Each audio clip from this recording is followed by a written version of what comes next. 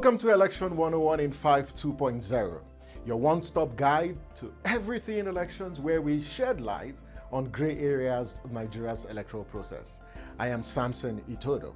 Election 101 in 5 is brought to you by INEC Africa with support from the European Union under the EU support to democratic governance in Nigeria. Today, let's consider a situation that often raises questions. A political party has already submitted the name of its candidates to INEC, and then suddenly you hear that the candidate has been replaced. So is that even allowed? We went to the streets to ask Nigerians. Here is what they had to say. No, it's A, if approved by opposition party. B. I chose B, which is conduct an election.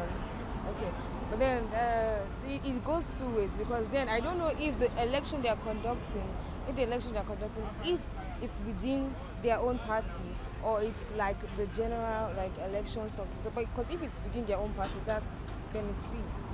I think I'll go for A. Interesting perspectives. So now, here is what the law says. The law is very strict on this. Once a political party submits the name of its candidate, that decision cannot be changed at will. Section 33 of the 2026 Electoral Act clearly states that a political party cannot simply substitute or replace its candidate after submission of the list to INEC. This is to prevent confusion, manipulation, and last-minute political maneuvers that could undermine the integrity of the electoral process. However, the law also recognizes that some situations are beyond control.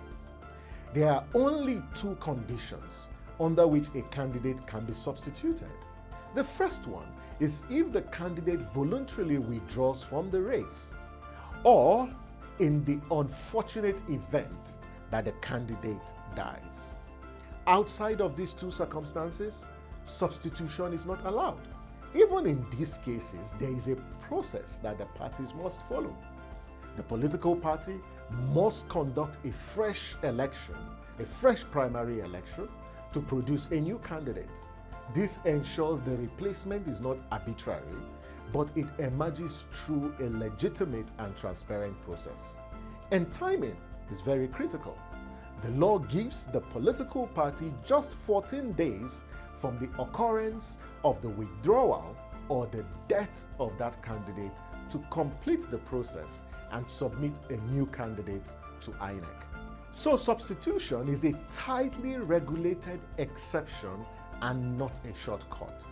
What this means is the electoral process is designed to be stable and predictable. Once candidates are presented to the public, the system is not meant to shift without serious or justifiable reasons. So for political parties, the message is clear. Choose your candidates carefully from the start, and for citizens, the names you see on the ballot are not supposed to change suddenly or without due process. And that's Election 101 in 5. If you have any questions or topics you would like us to unpack on this series, reach out to us on the handles displayed on your screen. You can also watch this episode and more on our YouTube channel at Yaga1. Also join our WhatsApp channel for more election updates by searching for Yaga Africa on your WhatsApp channel tab.